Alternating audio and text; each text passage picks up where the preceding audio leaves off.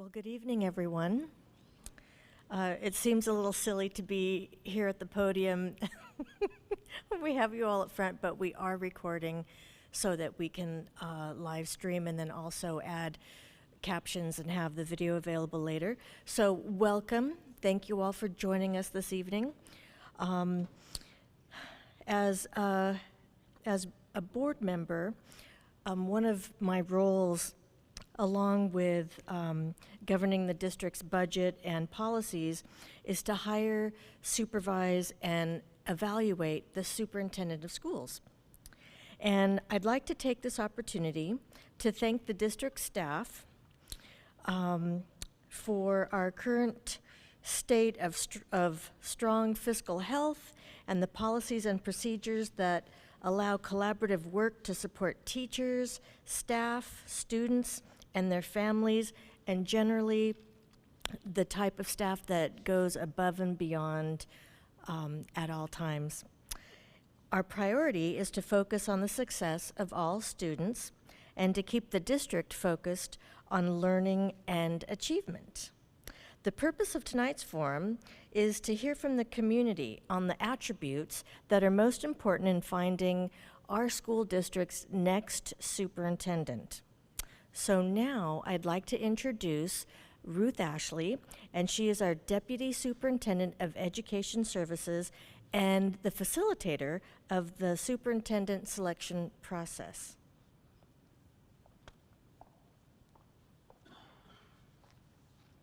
Thank you, Mrs. Craighead, and welcome to all of you. It's great to see you here. Thank you so much for taking your personal time out to be with us tonight. As Ms. Craighead had mentioned, we're really here to get your feedback during this process. But before we dig into the agenda, what I would like to do is just give a note of thanks to Lakewood High School for having us here this evening, and also to give gratitude and praise for this community. As a Lakewood resident, having two daughters that went to Lakewood and Long Beach schools and have graduated from our schools, there's a strong source of pride that I have in our togetherness as neighbors, our togetherness as parents, and I really value your input. So thank you again for being here tonight. I'd also like to just say a couple of things, because before we get feedback on the qualities that we would like to see in our next superintendent, I think it's also important to acknowledge the work from our superintendent, Chris Steinhauser. He has been at his stage of his career right now. Let me think back for a moment. But he's been here for 38 years as an educator. But before that, he went to our schools for 13 years, kindergarten through 12th grade. So that's 51 years that he has invested in our schools and in this community. So I would like to pay tribute to him and give thanks to Mr. Steinhauser for his work and leadership and how he has treated this entire community with the love and respect. So thank you, Mr. Steinhauser. So if you would take a look at your agenda, you're going to see the outcomes for this evening. And I'll just go ahead and read those to you. So first is to create an appreciative environment for the gathering of the community. We also want to provide an overview of the superintendent selection process. And as we mentioned already, to gather feedback from the community regarding the desired characteristics for a superintendent, and to also gather feedback on the district's strengths, areas of improvement, and issues to address or anticipate in the future. So this is a glimpse at the process and timeline that we have, and we've already gone through phase 1, which is the planning phase. So last month, the Board of Education approved the process, and they approved the timeline and the selection criteria, and also the recruitment materials that are already out throughout the state of California, of which we are recruiting. We are currently in phase 2, the public outreach and recruitment, and here's where we are today in terms of gathering the feedback. I'd also like to mention on February 24th through March 5th, you will receive an email so that you can give your feedback through Thought Exchange. It's an online platform to where you can go in and give your own thoughts. You can also provide feedback from other comments that people have left. You can go on and like and rate the number of stars you have on a particular issue. But it is a very interesting interactive tool that we would like to reach out to you in the coming weeks and then assess that information. During this time, we'll also be reaching out to professional organizations and other school districts throughout the state. Then comes phase 3, the application screening and interview process. That's from March 9th through the 24th. We have an advisory committee who will be recommending semifinalists to the Board of Education, and I'll be talking a little bit more about that in just a moment. And then finally, on May 6th, phase 4 is the appointment of our new superintendent during their particular board meeting that evening on May 6th. So, this slide shows all the different community forums that we have throughout the next coming weeks. And then a little bit more, there are folks at home or wherever they are, they're watching us live because they have logged into our website and have selected the button that says YouTube. So thank you to those of you who are at home watching on your device. I already mentioned the online thought exchange, and if you have any questions at all or need to see the materials, you can also go on our district's website and just click on through the A through Z button, and you'll see the superintendent selection offering there. Phase 3, what I had mentioned before regarding the advisory committee. So the advisory committee is conducting the initial interviews, so they'll be looking at those who have passed the screening and application process. And there are members of the community and our stakeholder groups who will be representing their particular organization. And it really bears the mentioning of these particular groups, so bear with me as I mention those. We have the Association of Long Beach Education Managers. We call that organization ALBUM. They'll be sending 2 representatives. We have the Assistants League of Long Beach. We have the Board of Education with Dr. Williams and Megan Kerr, who will be on this particular committee. We have California Conference for Equity and Justice, CCEJ. And then we have Cal State Long Beach, Californians for Justice. They will also be bringing a student along with them to provide that student voice. Our CSEA, Classified School Employees Association, will have 2 representatives. The Coalition of Involved African American Parents will have a rep, along with the District Community Advisory Committee. We also have the District English Learner Advisory Committee, DLAC. Executive staff will have 2 members. The Kamai Parents Association will be there. The Long Beach Council Parent PTA Association will be there. National Association for the Advancement of Colored People, NAACP, will have a representative. Pacific Islander Education Voyage, Special Education Community Advisory Committee, the CAC, will have a rep.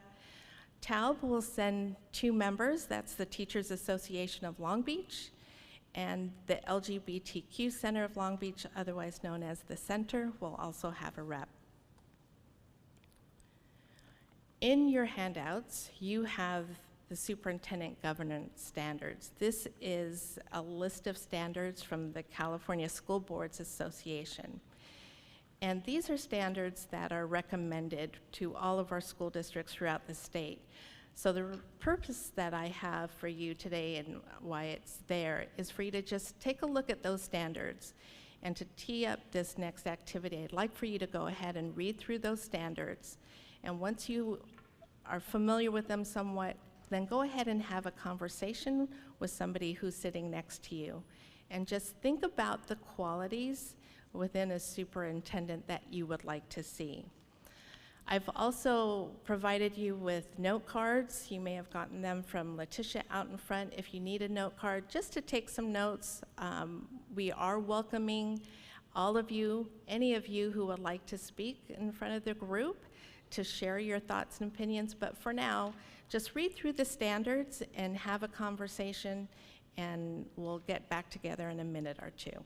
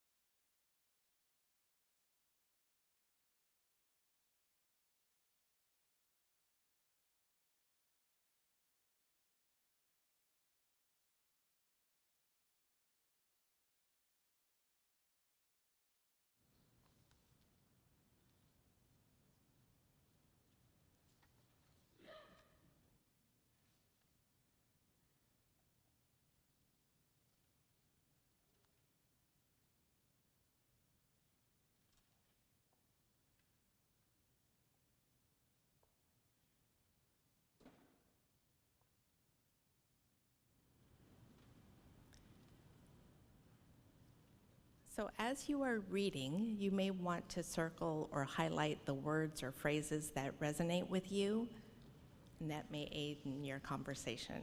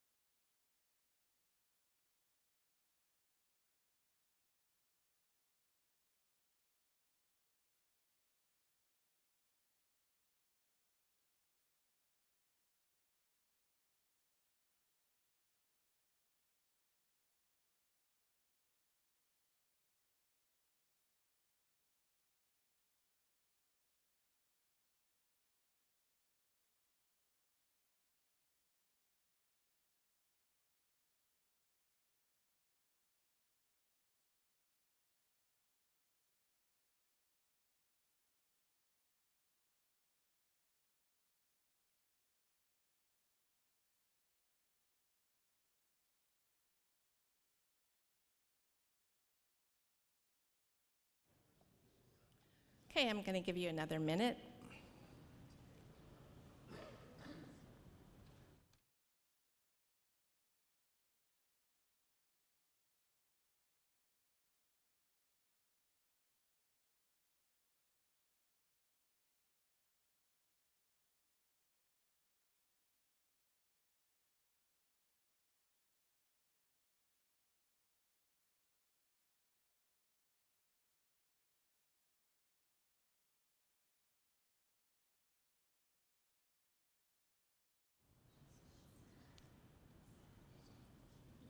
Okay, go ahead and wrap up that last thought. And we'll get back together again. So that conversation helped us to prepare for this next section. So I'm going to ask our helpers here, our staff members who are volunteering their time. So thank you to Ms. Kateria Hernandez, Dr. Lucy Salazar for taking notes, and also Mr. Steve Rockenbach for taking notes as well. So this is a time where I'm inviting anyone who would like to come up to the podium and to give their comments to the group. We'll be taking notes, as I said, and this is a time to answer the questions: what are the leadership qualities you would like to see in our next superintendent of schools? There are other questions because we will be listening for the strengths of our school district. So tell your story. Let us know what you think are the strengths of Long Beach Unified. What are the areas of improvement? We'll also be listening for what the issues are that we need to address or anticipate for the future. So while you're telling us about all the qualities, feel free to tell us your story as well. We don't have a set time limit. If you go further than 5 minutes, I may let you know by waving my folder that 5 minutes have gone by, but like I said, we don't have a time limit.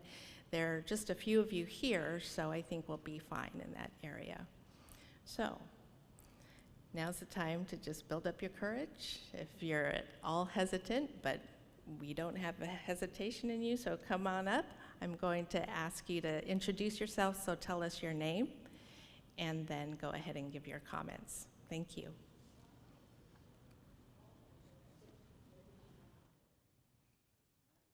Come on up. Yeah. Thank you. So just say your name, and then you Good. Okay.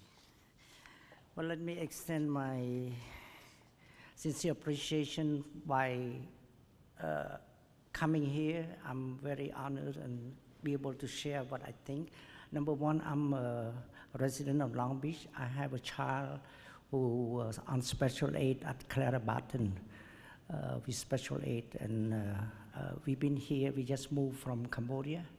We've been here 2 years now, and I'm really impressed, with all the organization, and I participate in many conference or forum. Especially, I saw her last night at CAC, and we organized a forum. So my name is Pu Sovashana. I'm the father of Pu Somania. And my colleague, I think he will help me translating if I'm not mistaken. I really impressed, with the way you organize and get feedback from the parents. So basically, I'm talking only me, okay? But I'm represent some other parents who might not be here and who express when I take my kid to school every day, so I talk to parents a lot. I also talk to teacher a lot. So, and usually besides say hello, how's the family, we talk about school. And the education here is very, very good, But I think we need to have more. For example, we need to have a leader who can not only promote, but advance on all the success that the school have so far. At least do not drop back, So maintain, promote, and advance. We have to have some progress. And the measurement of progress on quality leadership is all about, how you work together in a diverse community. Is that person is flexible enough to get the budget, make sure the budget is allocated properly to the school? personally, I'm very impressed with the school building. My child first started at McKinley, new building. Clara Barton, new building. I wonder, maybe we should spend more time, leadership should invest in human resource, train those teachers, especially, I'm giving an example. I had teachers who come to me and said, Mr. Poo, how can I teach a class with 18 special aid education? That's too much, and I don't have no aid. So we need leadership who really go to the classroom, talk to the teacher, who not sit down in the office to, and try to make decisions to please policymaker, to please whoever, the tax finder, but to make sure that the children is at heart, the end product is at heart. So this is a special type of leadership that we need, especially we got the new superintendent, at least set up a new, a new dimension that we already achieved, because nowadays competition is very high. And I think it's not what we teach, it's how we're gonna teach it, how we're gonna translate that message to the young generation, to get them a good citizen of America, who care about the country, who care about diversity, who also embrace, all the issues that continue to develop, and I'm sure that nowadays, you're all aware that also, election coming in November as well, so we all embrace those. And I would like to see as a parent a new superintendent who look at the prospect of, put the child first.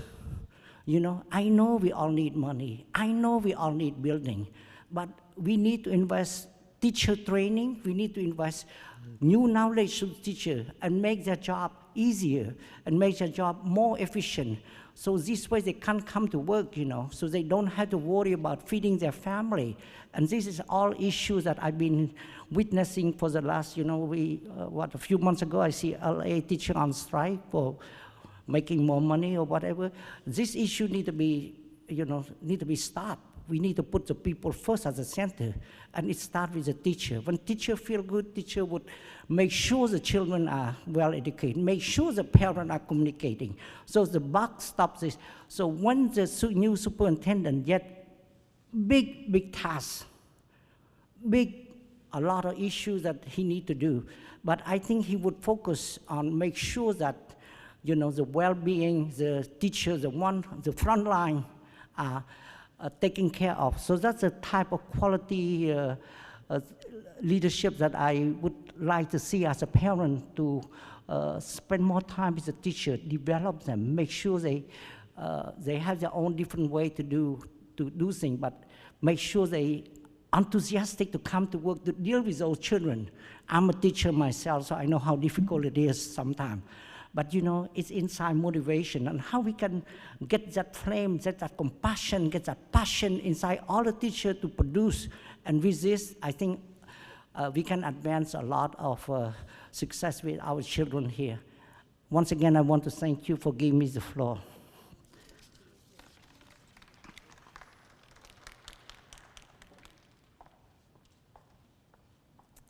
Thank you for that. Anybody else? Thank you, Shelly. Please.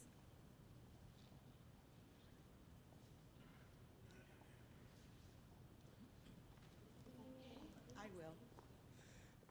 Good evening. My name is Shelly Arnold, and I am a neighbor just down the street. I walked over, but I'm also a teacher at MacArthur Elementary over here in Lakewood. And of course, it's very important to me who our next superintendent will be. So I looked through the list and I thought about the things that I do like and the things that I think could be improved. So the first thing that I wrote, I underlined, was the success of all students. That is the paramount reason we're here, the only reason we're here. The other thing that I really would like is to have someone in the superintendent's office who really recognizes and respects the differences and perspectives and style of all people that are involved in education. Something that I think our district does a really, really great job on is professional development. My little anecdotal story is we have people who've been on our staff and then moved to other districts, and they are always like promoted right up into like the trainers of the districts, because our professional development has traditionally just been absolutely fantastic. I hope that our new superintendent understands that authority does rest with the board. Those are our elected officials. Those are our direct voice as members of the community. We've been very spoiled with Chris Steinhauser. He is such a wonderful person, somebody that you can trust, somebody who has high integrity. I was sharing with my friend, he is wonderful. He, as a superintendent, has actually come to my classroom and read to my students, just because he still has his hand, you know, in the pot. He'll still get out there and see how things are done. Anyways, those are my thoughts. Thank you for letting me share.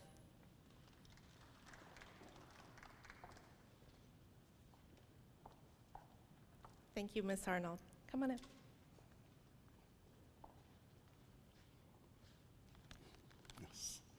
Good evening, everyone. My name is Ricardo Pryor. I am a product of the Long Beach Unified School District. I'm born and raised in Long Beach, K through 12. I attended Milliken High School. Currently, I have 4 sons, 2 who graduated from Milliken, 1 in junior college, 1 in university, and I have 2 still in 10th grade attending Milliken High School. For me, the biggest thing is going to be communication. I do know that the current superintendent has done things as far as communicating with the parents and with everyone. However, for those who work, especially if you work in 2 jobs, the communication has been kind of lacking. So I think that there needs to be a process in place that allow all the parents to be able to be involved in the communication that goes on within the district. The other thing is the accessibility. I myself has personally found it difficult to reach out to the superintendent over the years with issues that I had with my sons in particular, and not gotten any feedback or any kind of response from him or his office.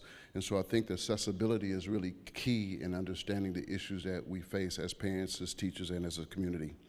The other thing is the plan to provide a safe environment. I think success of our students really relies on an environment in which they feel safe.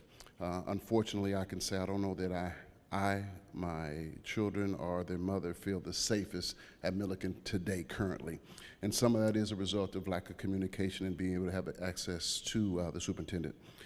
The other thing is I really think it's important that we continue to be supportive, not of just the teachers and the staff and administration, but also the superintendent and the office.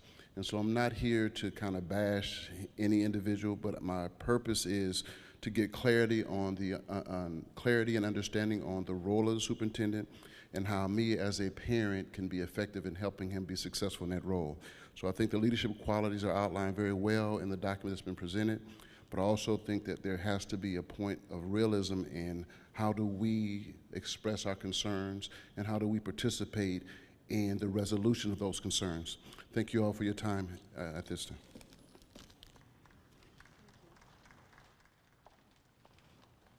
Thank you, Mr. Pryor, and we'll be sure to follow up with you after our meeting tonight, okay? Thank you. Who else would like to come up? Come on up, Mr. Madrid. Madrid Arroyo.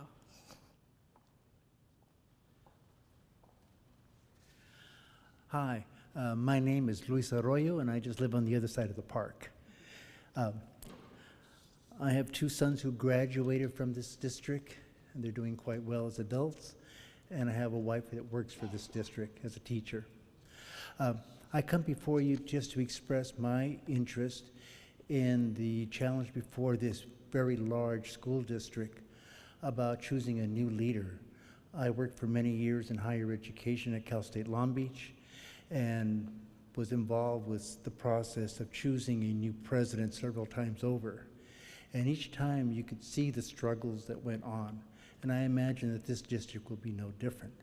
And the challenges are many, and most of them come down to points that have already been raised by the previous speakers, so I'm not going to cover that ground again, other than just to remind everybody that it really is important to hire somebody who has a very thick skin and can really listen to people and hear what they're saying. I was an instructor for many years, and I know it's really a challenge to deal with people who communicate in styles that you may not like.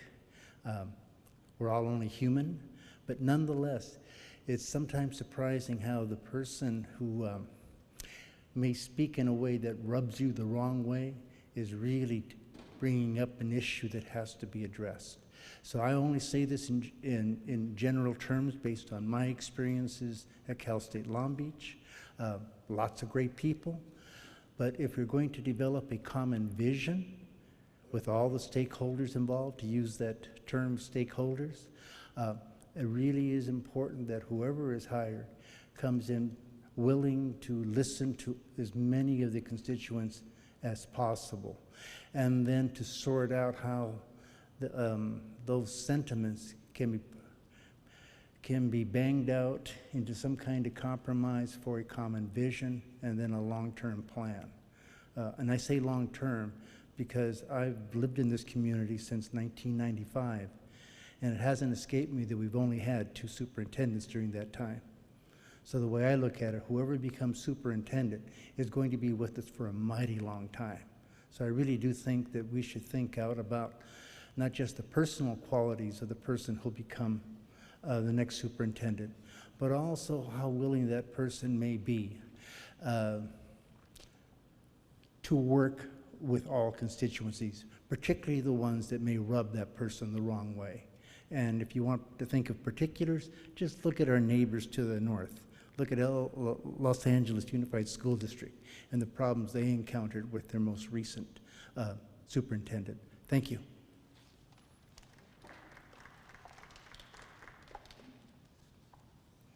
Thank you very much for your comments. Is there anyone else who would like to speak? Come on up, Tania.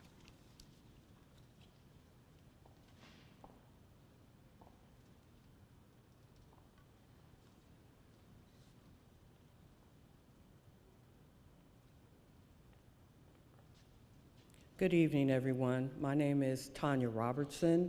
I have been part of Long Beach community for over 40 years. I moved here when I was about 11 years old and went to CIS Elementary School, College Intermediate School, where Butler is now.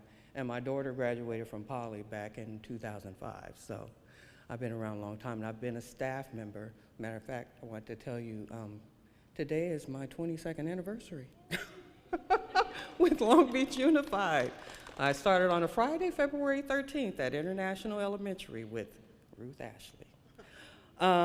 Anyway, I just wanted to say the district has afforded me a lot of opportunities. I really do appreciate working for the district. As a gentleman who spoke first regarding special ed and more HR resources, I know that the instructional aides that are in the classroom, there's a high turnover rate for that. So I would like to hopefully see them get the 6 hours back that they used to have when I first started with the district, instead of, this and no benefits, and the turnover rate is higher and higher, and these instructional aides, they can start one day and quit the next. I often look at the board meeting minutes as well as personnel commission minutes and agendas, to see all this stuff that is going on in terms of that. I also think some of our technology is a little antiquated, and I would just like to see improvement on that, on some of the student data systems that we have that we use to keep student data, and other programs like payroll and things like that, financial systems. And that's all I have to say. Thank you for your time. Thank you, Ms. Robertson, and congratulations to you again. Next speaker. No? Okay.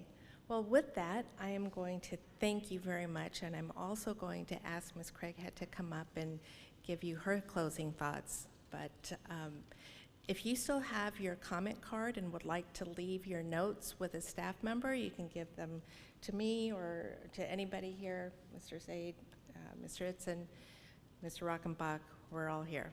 Okay, so thank you and go home safely. Thank you, Ruth. I just want to thank everybody for coming out tonight. It means a lot that we have such an engaged community. It's not always easy to hear about ways in which we can improve or things that we're not doing up to your standards. And that's why we have these types of gatherings, so that we can listen. This is being recorded.